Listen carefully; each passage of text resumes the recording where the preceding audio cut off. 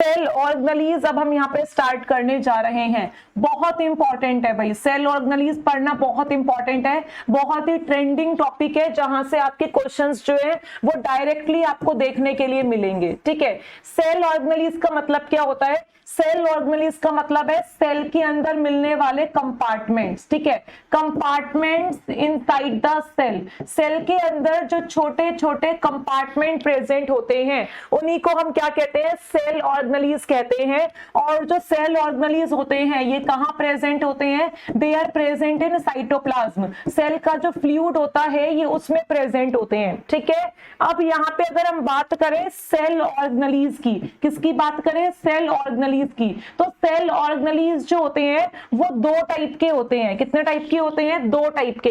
एक होते हैं हमारे मेम्ब्रेन बाउंड सेल ऑर्गेनेलीज, दूसरा टर्म जो आपको देखने के लिए मिलेगा वो देखने के लिए मिलेगा non membrane bound cell organelles. दो टाइप के सेल ऑर्गेनेलीज जो है वो हमें यहाँ पे देखने के लिए मिलते हैं, और नाम से ही हमें यहाँ पे जो बेसिक डिफरेंस है एस्पिरेंट्स वो समझ में आ रहा है।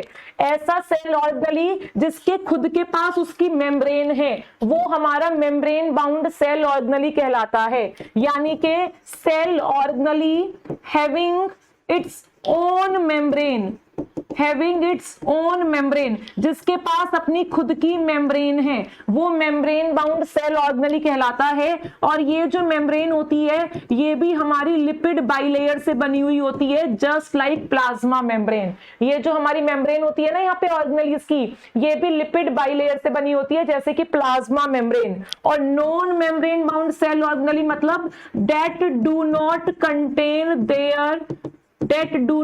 कंटेन देयर ओन मेम्ब्रेन, जिसके पास उनकी खुद की मेम्ब्रेन प्रेजेंट नहीं होती, उनको हम सेल ऑर्गेनेलीज तो बोल सकते हैं लेकिन मेम्ब्रेन बाउंड सेल ऑर्गेनेलीज नहीं बोल सकते। तो यहाँ पे बार बार एक क्वेश्चन जो है वो आता है राइबोसोम से। राइबोसोम सेल ऑर्गेनेली है लेकिन ये मेम्ब्रेन बाउंड सेल ऑर्गेनेली नहीं है, राइबोसोम्स के पास उसकी खुद की लिपिड बाइलेयर नहीं मिलती। जबकि अगर हम यहाँ पे एग्जांपल देखें किस किस का, हम एंडोप्लाज्मिक रेटिकुलम का एग्जांपल देखें, हम यहाँ पे लाइसोसोम का एग्जांपल देखें, हम यहाँ पे माइटोकॉन्ड्रिया का एग्जांपल देखें, हम यहाँ पे किसका एग्जांपल देखें भाई? हम यहाँ पे क्लोरोप्लास्ट का एग्जांपल देखें, हम यहाँ पे आपका गोल्जी का एग्जांपल देखें, और किसका एग्जांपल देख सकते हो? पैरोक्सिसोम का एग्जांपल देखें। तो ये सब के सब खुद की मेम्ब्रेन लेके बैठे हुए हैं। तो ये सब हमारे मेम्ब्रेन बाउंड सेल ऑर्गेनेलीज में आते हैं। किसमें आते हैं? मेम्ब्रेन बाउंड सेल ऑर्गेनेलीज में आते हैं। जैसे कि यहाँ पे हम एक डायग्राम की फॉर्म में इस चीज को समझ सकते हैं। ये हम बनाने जा रहे हैं यहाँ पे सेल। क्या बनाया है भाई एस्पिरेंट्स? ये हमने बनाया है सेल। ये रही हमारी प्लाज्मा मेम्ब्रेन। सेल के अंदर जो फ्लूइड प्रेजेंट है वो है हमारा साइटोप्लाज्म। क्या है? वो है हमारा यहाँ पे साइटोप्लाज्म। ठीक है, सेल के अंदर यहाँ पे इस तरीके से प्रेजेंट है न्यूक्लियस। न्यूक्लियस की जो मेम्ब्रेन होती है ना वो कॉन्टिन्यूएशन में नहीं होती। न्यूक्लियस की मेम्ब्रेन में बीच बीच में इस तरीके से क्या देखने के लिए मिलते हैं? पोर। देख रहे हो ना यहाँ पे पोर प्रेजेंट है, इन्हीं को न्यूक्लियर पोर बोलते हैं। क्या बोलते हैं? Nuclear pore. न्यूक्लियस की जो मेम्ब्रेन है वो कॉन्टिन्यूएशन में नहीं होती। ये हमने बना दिया यहाँ पे न्यूक्लियस। क्या बना दिया? न्यूक्लियस। न्यूक्लियस की जो मेम्ब्रेन है ना वो दो लेयर से मिलके बनती है। तो ये होती है हमारी outer nuclear membrane, ONM। ONM का मतलब होता है आउटर न्यूक्लियर मेम्ब्रेन। ठीक है, और अंदर वाली जो मेम्ब्रेन प्रेजेंट है ये वाली, इसको हम कहते हैं इनर न्यूक्लियर मेम्ब्रेन। क्या कहते हैं भाई? Inner nuclear membrane. जब न्यूक्लियस पढ़ाऊंगी तो थोड़ा और डिटेल में बताऊंगी। तो न्यूक्लियस जो होते हैं इसके पास दो मेम्ब्रेन होती है, एक आउटर न्यूक्लियर मेम्ब्रेन, एक इनर न्यूक्लियर मेम्ब्रेन। और जैसे जैसे ही पोर के पास आती है ये दोनों मेम्ब्रेन आपस में इस तरीके से मिल जाती हैं। देख रहे हो ना, ये दोनों मेम्ब्रेन आपस में जैसे जैसे पोर किनारा आता है ये दोनों मेम्ब्रेन आपस में ज्वाइन हो जाती हैं। और इन दोनों मेम्ब्रेन के बीच में यहाँ पे ये इस तरीके से जो यहाँ पे बीच में स्पेस प्रेजेंट है, इस पर्टिकुलर स्पेस को यानी कि हम बात कर सकते हैं यहाँ पे, थोड़ा सा मैं बड़ा बना के दिखाती हूँ आपको इस चीज को ताकि आप अच्छे से समझ पाओ। ये जो दो मेम्ब्रेन के बीच में हमारा स्पेस प्रेजेंट है ना, इस स्पेस को बोला जाता है perinuclear space, PNS। PNS, perinuclear space के नाम से इसको जाना जाता है। और न्यूक्लियस के अंदर जो फ्लूइड आपको देखने के लिए मिलता है, इस फ्लूइड को हम लोग न्यूक्लियोप्लाज्म के नाम से जानते हैं। किसके नाम से जानते हैं? न्यूक्लियोप्लाज्म के नाम से जानते हैं। ठीक है, तो हमारा जो न्यूक्लियस होता है ना, इसकी जो आउटर मेम्ब्रेन है ये एंडोप्लाज्मिक रेटिकुलम के साथ कॉन्टिन्यूएशन में प्रेजेंट होती है। और ये क्वेश्चन बहुत बार आ चुका है। मैंने क्या बोला? मैंने बोला जो एंडोप्लाज्मिक रेटिकुलम है वो न्यूक्लियस की आउटर मेम्ब्रेन के साथ कॉन्टिन्यूएशन में प्रेजेंट होता है। और ज्यादातर ये कौन सा एंडोप्लाज्मिक रेटिकुलम होता है? रफ एंडोप्लाज्मिक रेटिकुलम होता है। रफ एंडोप्लाज्मिक रेटिकुलम मतलब जिसके सरफेस पे राइबोसोम प्रेजेंट है। क्या प्रेजेंट है? राइबोसोम प्रेजेंट है। तो हमारा जो रफ एंडोप्लाज्मिक रेटिकुलम है वो न्यूक्लियस की आउटर मेम्ब्रेन के साथ कॉन्टिन्यूएशन में होता है। तो apart from plasma membrane, plasma membrane के अलावा ये जो एंडोप्लाज्मिक रेटिकुलम है इसकी खुद की भी मेम्ब्रेन है। ये जो आपको दिखाई दे रही है ये क्या है? ये इसकी मेम्ब्रेन है, एंडोप्लाज्मिक रेटिकुलम मेम्ब्रेन, जो कि किससे बनी हुई है? लिपिड बाइलेयर से बनी हुई है। तो ऐसे सेल ऑर्गेनेलिज जिनके पास उनकी खुद की मेम्ब्रेन प्रेजेंट होती है उनको हम मेम्ब्रेन बाउंड सेल ऑर्गेनेलिज बोलते हैं। जैसे कि आप यहाँ पे गोल्जी देख सकते हो। क्या देख सकते हो भाई? गोल्जी। जो हमारी गोल्जी प्रेजेंट होती है इनके पास भी खुद की मेम्ब्रेन होती है। ऐसे ही जो हमारा माइटोकॉन्ड्रिया प्रेजेंट है, माइटोकॉन्ड्रिया के पास भी क्या प्रेजेंट होती है भाई? माइटोकॉन्ड्रिया के पास भी खुद की मेम्ब्रेन प्रेजेंट होती है। जो हमारे पेरोक्सिसोम प्रेजेंट है, क्या बनाया है पिंक कलर से मैंने यहाँ पे? पेरोक्सिसोम। इसके पास भी क्या प्रेजेंट होती है? अपने खुद की मेम्ब्रेन प्रेजेंट होती है। लेकिन जब हम राइबोसोम की बात करते हैं, किसकी बात करते हैं? राइबोसोम की। राइबोसोम हमारा किससे बना हुआ है? राइबोसोम हमारा RNA और उसके ऊपर इस तरीके से प्रोटीन प्रेजेंट है। भाई क्या प्रेजेंट है? प्रोटीन। प्रोटीन से और RNA से मिलके हमारा राइबोसोम बना है। यानी कि इसके पास लिपिड की बाइलेयर प्रेजेंट नहीं है। तो ये हमारा मेम्ब्रेन बाउंड सेल ऑर्गेनेली नहीं है। राइबोसोम के स्ट्रक्चर में कहीं पे भी इस तरीके से कोई भी लिपिड की बाइलेयर प्रेजेंट नहीं है। और ये क्वेश्चन बहुत बार आता है कि मेम्ब्रेन बाउंड सेल ऑर्गेनेली कौन नहीं है? राइबोसोम नहीं है, क्योंकि राइबोसोम एक RNA से, RNA किससे बना हुआ था? न्यूक्लियोटाइड से। तो ये हमारा एक RNA से और उसके ऊपर जो प्रोटीन जो कि अमीनो एसिड से बने हैं उससे मिलकर बना हुआ है। यहाँ पे लिपिड बाइलेयर जैसा कुछ भी नहीं है। दैट्स वाई हमारा जो राइबोसोम्स है ये मेम्ब्रेन लैक सेल ऑर्गेनेली है। इसके लिए एक स्पेशल टर्म भी यूज किया जाता है, मेम्ब्रेन लैक सेल ऑर्गेनेली, यानी कि ऐसा सेल ऑर्गेनेली जिसके पास खुद की मेम्ब्रेन नहीं है। ये सब प्लाज्मा मेम्ब्रेन के अंदर जो फ्लूइड प्रेजेंट है, साइटोप्लाज्म, सभी सेल ऑर्गेनेलीज उसके अंदर आपको देखने के लिए मिलते हैं। ऐसे ही अगर हम यहाँ पे लाइसोसोम बनाए, क्या बनाए? लाइसोसोम। तो लाइसोसोम के पास भी क्या प्रेजेंट है? खुद की मेम्ब्रेन प्रेजेंट है। ठीक है, तो लाइसोसोम भी क्या हो गया? हमारा मेम्ब्रेन बाउंड सेल ऑर्गेनेली हो गया। तो जिसके पास लिपिड बाइलेयर यानी कि खुद की मेम्ब्रेन है वो किस कैटेगरी में आते हैं? वो आते हैं हमारे मेम्ब्रेन बाउंड सेल ऑर्गेनेलीज में। और जिसके पास हमारे पास मेम्ब्रेन प्रेजेंट नहीं है, लिपिड बाइलेयर की खुद की, वो हमारे non membrane bound cell organelle या फिर cell organelle that lacks membrane, उस कैटेगरी के अंदर आते हैं। तो आई होप इतनी बात आपको यहाँ पे थोड़ा सा समझ में आई होगी कि हमें एक्चुअली में पढ़ना क्या है। हमें यहाँ पे एक्चुअली में पढ़ना है आपका सेल ऑर्गेनेलीज। क्या पढ़ना है? Cell organelles. ठीक है, जो हमारे मेम्ब्रेन बाउंड सेल ऑर्गेनेलीज होते हैं ना, ये सिर्फ और सिर्फ किसमें देखने के लिए मिलते हैं? ये हमें सिर्फ और सिर्फ यूकैरियोट्स के अंदर देखने के लिए मिलते हैं। ये प्रोकैरियोट्स में प्रेजेंट नहीं होते। जबकि non membrane bound cell organelles जो होते हैं ये दोनों के अंदर देखने के लिए मिलते हैं। ये प्रोकैरियोट्स के अंदर भी देखने के लिए मिलते हैं और यूकैरियोट्स के अंदर। प्रोकैरियोट्स का एग्जांपल कौन हो गया भाई? प्रोकैरियोट्स का एग्जांपल हो गया हमारा बैक्टीरिया। कौन हो गया? बैक्टीरिया। इसीलिए राइबोसोम्स बैक्टीरिया में भी मिलता है, राइबोसोम्स यूकैरियोट्स यानी कि एनिमल्स, फंजाई, आपके प्लांट सब के अंदर मिलता है। यूकैरियोट्स के अंदर कौन कौन से किंगडम आते हैं भाई? जो आपके प्रोटिस्टा के मेंबर होते हैं वो भी यूकैरियोट्स में आते हैं, फंजाई के मेंबर हैं वो भी यूकैरियोट्स में आते हैं, प्लांट्स जो है वो भी यूकैरियोट्स में आते हैं और एनिमल्स जो है वो भी यूकैरियोट्स में आते हैं। तो जो मेम्ब्रेन बाउंड सेल ऑर्गेनेलीज हैं, जो सारे नाम हमने यहाँ पे लिखे हैं, वो प्रोकैरियोट यानी कि बैक्टीरिया में नहीं मिलते, बाकी सब में मिल रहे हैं। तो एक बेसिक सा डिफरेंस आपके माइंड में यहाँ पे क्लियर हुआ होगा। अब सबसे पहले हम यहाँ पे राइबोसोम की बात करेंगे। किसकी बात करेंगे एस्पिरेंट्स? राइबोसोम की बात करेंगे। बहुत इंपॉर्टेंट है राइबोसोम, समझ में आना बहुत इंपॉर्टेंट है। डायरेक्ट क्वेश्चन आपको यहाँ पे देखने के लिए मिलेगा।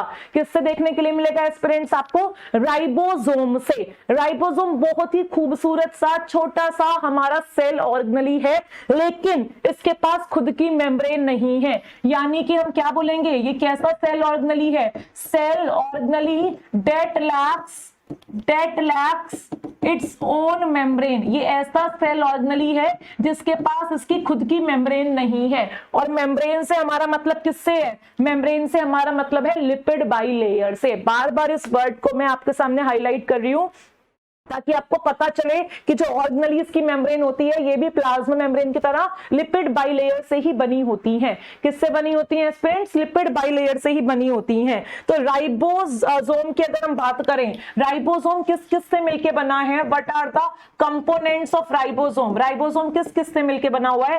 राइबोसोम हमारा आरएनए, जिसको हम राइबोसोमल आरएनए के नाम से भी जानते हैं, उससे बना हुआ है। साथ ही साथ ये बना हुआ है हमारा प्रोटीन से।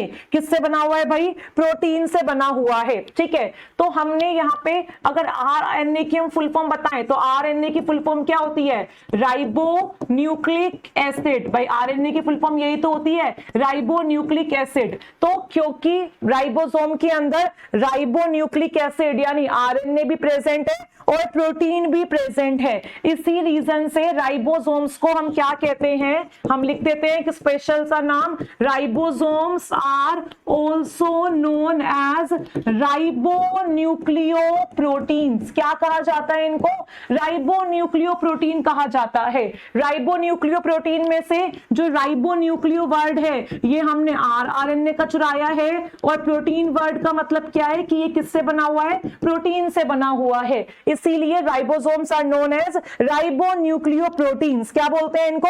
राइबोन्यूक्लियोप्रोटीन्स बोलते हैं। And they are ubiquitous in cell. ये सेल के अंदर हर जगह देखने के लिए मिलते हैं। ये प्रोकैरियोट्स में भी देखने के लिए मिलते हैं, ये यूकैरियोट्स में भी देखने के लिए मिलते हैं। हर टाइप के सेल के अंदर ये देखने के लिए मिलते हैं। कौन? हमारे प्यारे से खूबसूरत से राइबोसोम्स। ठीक है, इतनी बात समझ में आई आपको? अब हम आगे यहाँ पे देखने जा रहे हैं। जो राइबोसोम होते हैं हमारे, दरअसल ये दो टाइप के होते हैं। एक होते हैं मेम्ब्रेन बाउंड राइबोसोम, कंफ्यूज मत हो जाना मेम्ब्रेन बाउंड राइबोसोम टर्म सुन के। और दूसरा प्रेजेंट होते हैं हमारे यहाँ पे फ्री राइबोसोम। कौन से राइबोसोम? Free ribosome. देखो कई बार क्या होता है, जो हमारा एंडोप्लाज्मिक रेटिकुलम प्रेजेंट होता है, ये हमने बनाया है यहाँ पे एंडोप्लाज्मिक रेटिकुलम।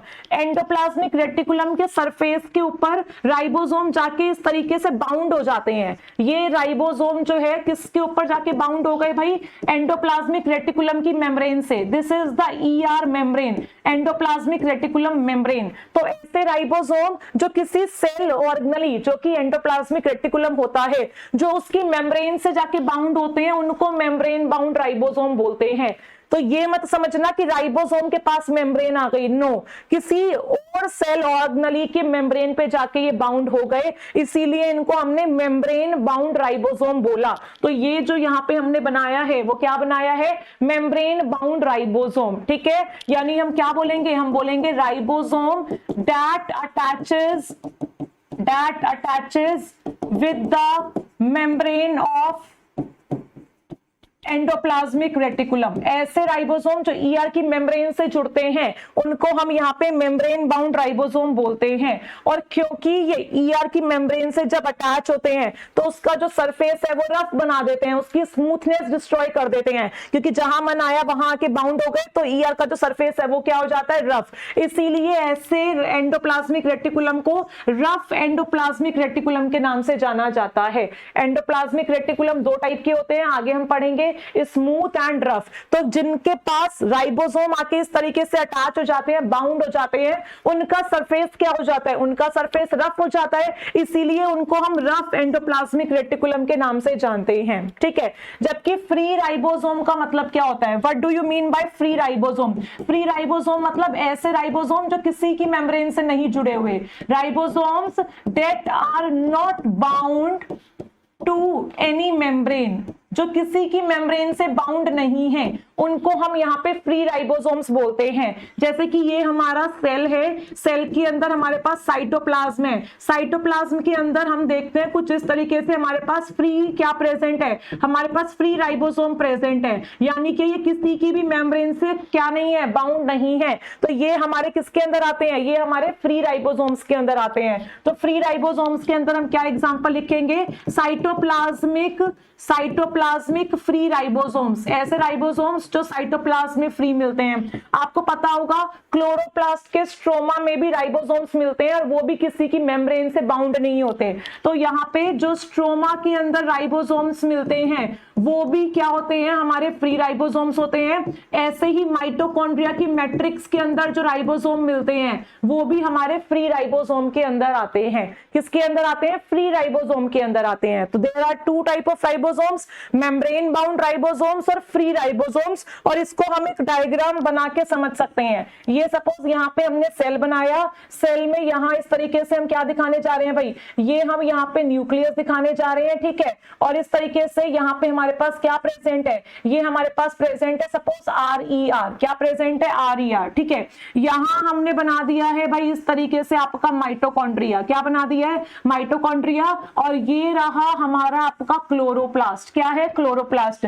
तो अगर हम बात करें ऐसे राइबोसोम जो इस तरीके से क्या जुड़े हुए हैं भाई, आपके एंडोप्लाज्मिक रेटिकुलम से जुड़े हुए हैं, इसको हम क्या बोलते हैं, इसको हम बोलते हैं मेम्ब्रेन बाउंड राइबोसोम। क्या बोलते हैं भाई, मेम्ब्रेन बाउंड राइबोसोम। वहीं पे जो दूसरे राइबोसोम्स हैं जो इस तरीके की माइटोकॉन्ड्रिया की मैट्रिक्स में फ्रीली प्रेजेंट है, जो साइटोप्लाज्म में फ्रीली प्रेजेंट है, जो क्लोरोप्लास्ट के स्ट्रोमा में फ्रीली प्रेजेंट है, इनको हम कौन सी कैटेगरी का राइबोसोम बोलेंगे, इनको हम फ्री राइबोसोम बोलेंगे। फ्री का मतलब ये किसी भी मेम्ब्रेन से बाउंड नहीं है, ये हमारे फ्री राइबोसोम्स हैं। तो आई होप दोनों का डिफरेंस आपको अच्छे तरीके से यहाँ पे क्या हुआ होगा, क्लियर हुआ होगा, ठीक है। इसके बाद हम बात करें स्ट्रक्चर ऑफ राइबोसोम की। किसकी बात करें भाई, स्ट्रक्चर ऑफ राइबोसोम की। राइबोसोम का स्ट्रक्चर जो है वो कैसा है, तो राइबोसोम जो है वो दो सब यूनिट से मिलके बना हुआ है। एक राइबोसोम के अंदर दो सब यूनिट प्रेजेंट होती है, एक होती है हमारी स्मॉल सब यूनिट, कैसी सब यूनिट एस्पिरेंट्स, स्मॉल सब यूनिट, और दूसरी हमारी प्रेजेंट होती है यहाँ पे आपका लार्ज सब यूनिट। कौन सा सब यूनिट भाई, लार्ज सब यूनिट। दो सब यूनिट से मिलके हमारा राइबोसोम जो है वो बनता है, ठीक है। स्मॉल सब यूनिट और लार्ज सब यूनिट जो होती है, इनमें आरएनए का जो टाइप है, इसमें प्रोटीन का जो नंबर है वो अलग अलग टाइप का होता है, ठीक है। तो राइबोसोम्स जो होते हैं उसको हम दो कैटेगरी के अंदर डिवाइड करते हैं। हमारे पास दो टाइप के राइबोसोम्स होते हैं, एक होते हैं हमारे पास 70S राइबोसोम, दूसरे हमारे पास प्रेजेंट होते हैं यहाँ पे 80S राइबोसोम। आई होप सब स्टूडेंट्स ने यहाँ पे नाम सुना होगा 70S राइबोसोम्स और 80S राइबोसोम्स का। 70S राइबोसोम जो है ये प्रोकैरियोट्स के अंदर मिलता है, जो हमारी मैट्रिक्स प्रेजेंट है किसकी भाई, आपकी माइटोकॉन्ड्रिया की, उसके अंदर भी यही राइबोसोम मिलता है। और जो क्लोरोप्लास्ट का आपका स्ट्रोमा फ्लूइड प्रेजेंट है, उस स्ट्रोमा के अंदर जो राइबोसोम है वो भी हमारा 70S का मिलता है, ठीक है। ये जो हमारे मैट्रिक्स और स्ट्रोमा है ये किस किस के पोर्शन है, मैट्रिक्स हमारा माइटोकॉन्ड्रिया का पार्ट है और स्ट्रोमा जो है ये हमारा क्लोरोप्लास्ट का पार्ट है, ठीक है। और अगर हम प्रोकैरियोट यानी कि बैक्टीरिया के साइटोप्लाज्म की बात करें तो वहां पे भी हमें कौन सा राइबोसोम देखने के लिए मिलता है, 70S राइबोसोम देखने के लिए मिलता है। जबकि 80S राइबोसोम जो है ये सिर्फ और सिर्फ कहां मिलता है भाई, 80S राइबोसोम जो है या तो ये ER की मेम्ब्रेन पे मिलता है या फिर ये फ्री साइटोप्लाज्म में मिलता है, फ्री साइटोप्लाज्मिक राइबोसोम। ये दोनों राइबोसोम कौन सी कैटेगरी के होते हैं भाई, ये दोनों राइबोसोम हमारे यहाँ पे 80S टाइप के होते हैं। देखो 70S का जो साइज है वो थोड़ा स्मॉल होता है और 80S का जो साइज होता है कंपैरेटिवली वो थोड़ा सा यहाँ पे लार्ज होता है। एस का मतलब होता है यहाँ पे सेडवर्ग यूनिट। एस का मतलब क्या होता है भाई, एस का मतलब होता है यहाँ पे आपका सेडवर्ग यूनिट या फिर सेडिमेंटेशन कोफिशिएंट से भी हम एस को यहाँ पे डिनोट करते हैं। तो 70S और आपका जो 80S है, यानी कि ये जो आपका 70S राइबोसोम है, अगर हम इसकी बात करें या फिर हम 80S राइबोसोम की बात करें, इन दोनों के अंदर ही दो दो सब यूनिट प्रेजेंट होती हैं। कितनी सब यूनिट प्रेजेंट होती है भाई? इनके अंदर दो दो सब यूनिट प्रेजेंट है, यानी इसके पास भी एक लार्ज सब यूनिट मिलेगी और एक स्मॉल सब यूनिट मिलेगी। और जो हमारा 80S प्रेजेंट है, इसके पास भी कितना सब यूनिट मिलेगा? दो सब यूनिट मिलेगा। एक आपको यहाँ पे लार्ज सब यूनिट मिलेगा और दूसरा आपको यहाँ पे स्मॉल सब यूनिट मिलेगा। ठीक है, तो वही बात हम यहाँ पे करने जा रहे हैं कि राइबोसोम के अंदर एक हमारी स्मॉल सब यूनिट प्रेजेंट होती है और दूसरी हमारी यहाँ पे लार्ज सब यूनिट प्रेजेंट होती है। कुछ इस तरीके से हम यहाँ पे दिखाते हैं राइबोसोम को। एक यूनिट हम ऐसे बनाते हैं और एक यूनिट हम ऐसे बनाते हैं, यानी एक सब यूनिट यहाँ पे स्मॉल होती है और दूसरी सब यूनिट यहाँ पे कैसी प्रेजेंट होती है भाई? दूसरी सब यूनिट यहाँ पे आपकी लार्ज सब यूनिट प्रेजेंट होती है।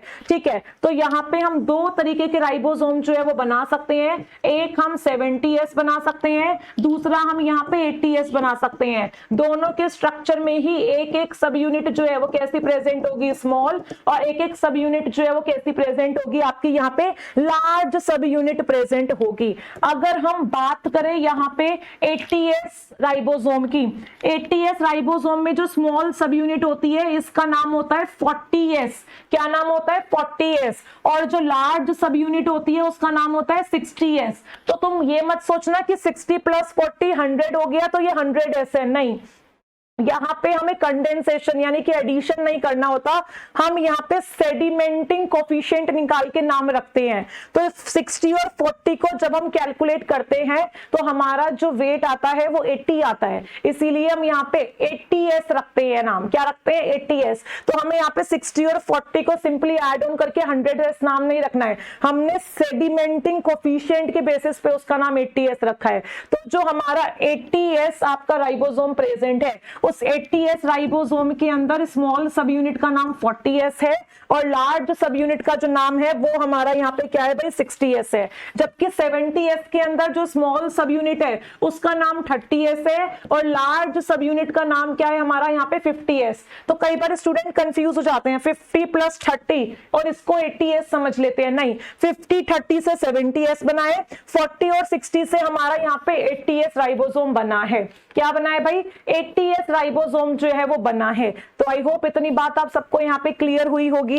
अब हमें यहाँ पे क्या देखना है भाई? अब हमें यहाँ पे डिटेल वर्जन देखना है। ये डिटेल्ड वर्जन बहुत इंपॉर्टेंट है, यानी कि अब हम क्या देखने जा रहे हैं कि जो आपका स्मॉल सब यूनिट है किसी के अंदर 30, किसी के अंदर 40, जो आपका लार्ज सब यूनिट है किसी के अंदर 50, किसी के अंदर 60, उसके अंदर कितने कितने प्रोटीन है और कौन कौन सा टाइप का rRNA प्रेजेंट है। राइबोसोम बनाई किससे है? आपका rRNA से और प्रोटीन से। तो सबका नाम अलग अलग है, इसका मतलब सबके अंदर प्रोटीन का नंबर और rRNA का टाइप भी क्या होगा? अलग अलग होगा। तो वही डिटेल वर्जन हम यहाँ पे बनाने जा रहे हैं। अगर हम यहाँ पे प्रोकैरियोट्स की बात करें तो प्रोकैरियोट्स में 70S है और यहाँ पे अगर हम यूकैरियोट्स की बात करें, यूकैरियोट्स में भी हम यहाँ पे ER मेम्ब्रेन वाले की बात करने जा रहे हैं। और किसकी बात करने जा रहे हैं भाई?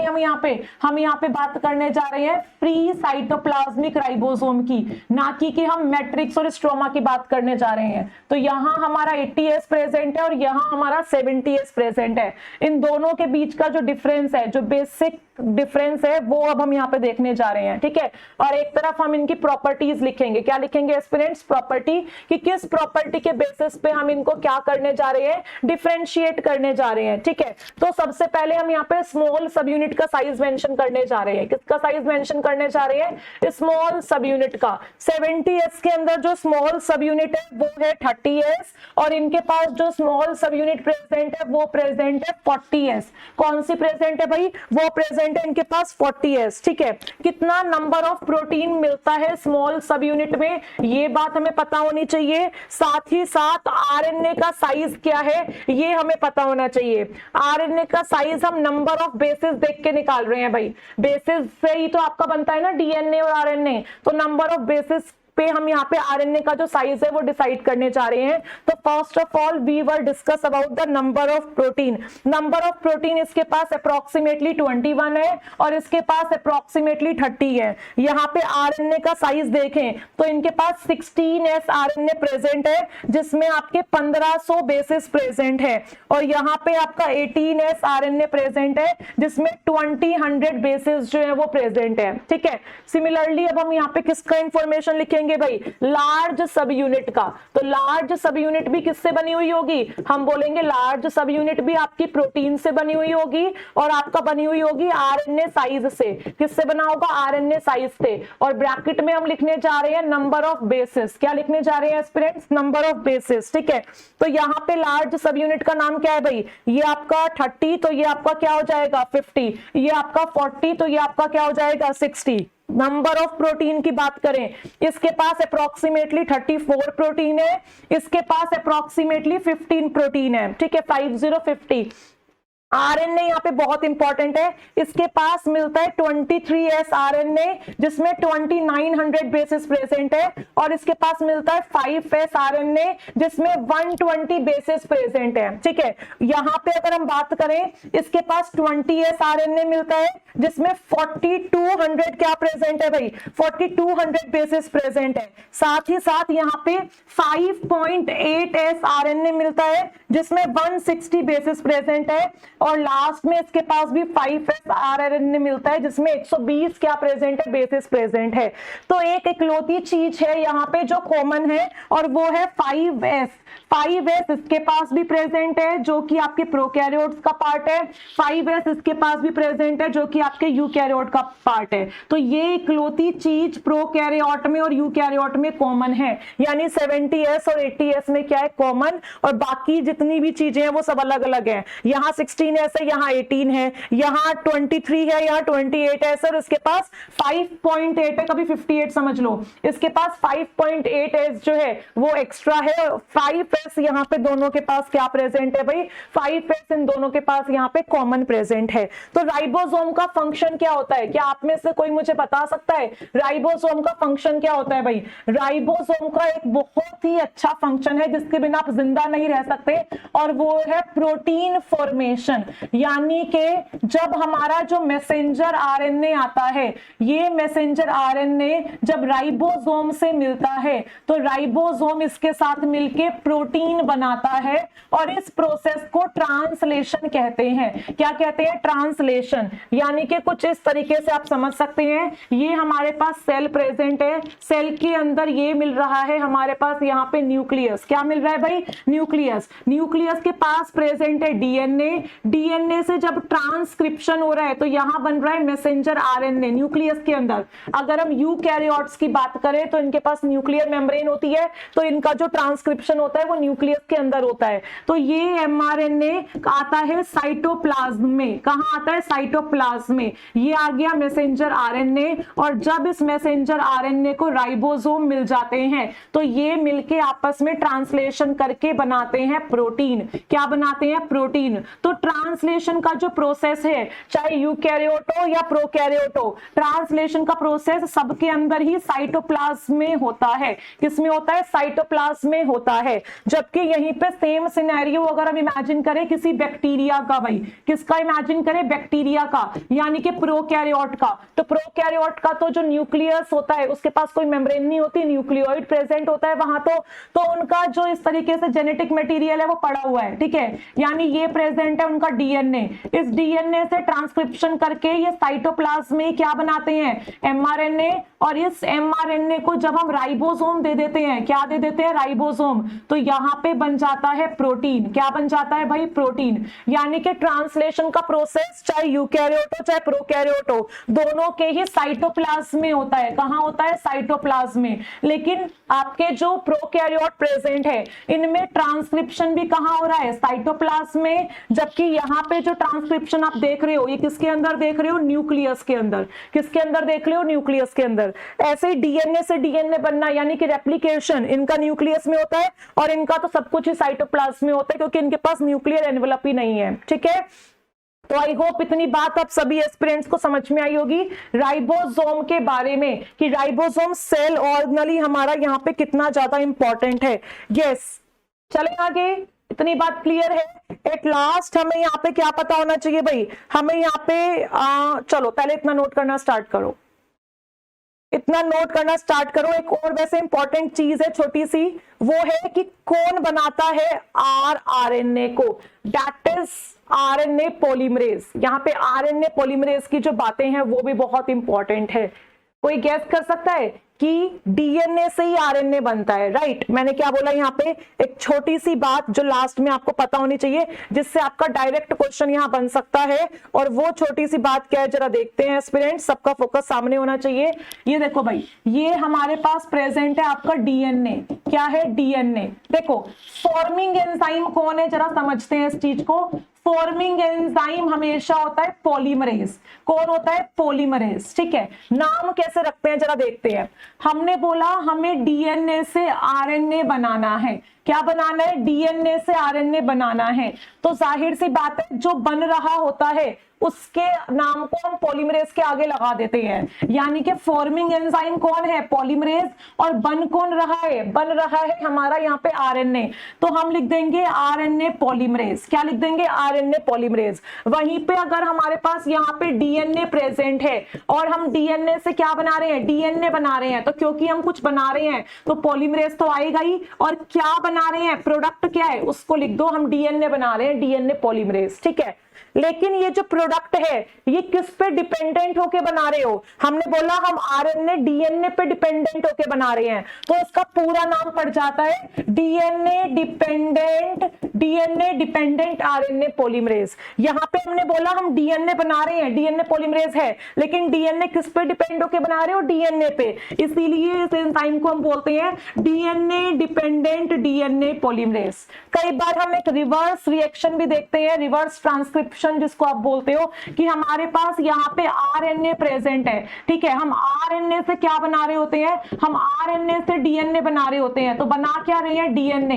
तो एंजाइम का नाम क्या हो जाएगा? DNA polymerase. लेकिन डिपेंड किस पे? हम डीएनए बनाने के लिए आरएनए पे, तो हमारा पूरा नाम पड़ जाता है आरएनए डिपेंडेंट डीएनए पॉलीमरेज। तो ये नाम आई होप आपने क्लास 12th में बीएससी एमएससी में सुने होंगे, लेकिन आप लोग रटते होंगे, शायद से रटने की जरूरत ही नहीं है। जो प्रोडक्ट है उसके नाम को लिख दो पॉलीमरेज के आगे, और जिसके ऊपर बेस्ड हो, जिस पे डिपेंडेंट हो, उसको आगे लगा दो। सिंपल सी बात है।